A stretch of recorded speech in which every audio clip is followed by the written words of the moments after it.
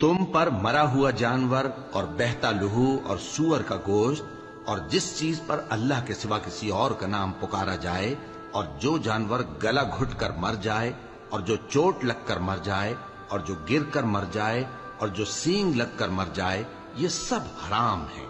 اور وہ جانور بھی جس کو درندے پھاڑ کھائیں مگر جس کو تم مرنے سے پہلے ذبح کر لو،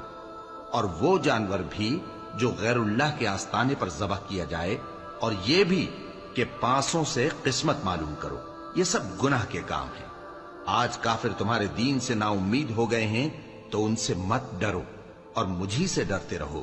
آج میں نے تمہارے لیے تمہارا دین کامل کر دیا ہے اور اپنی نعمتیں تم پر پوری کر دی اور تمہارے لیے اسلام کو بطور دین پسند کر لیا۔ ہاں،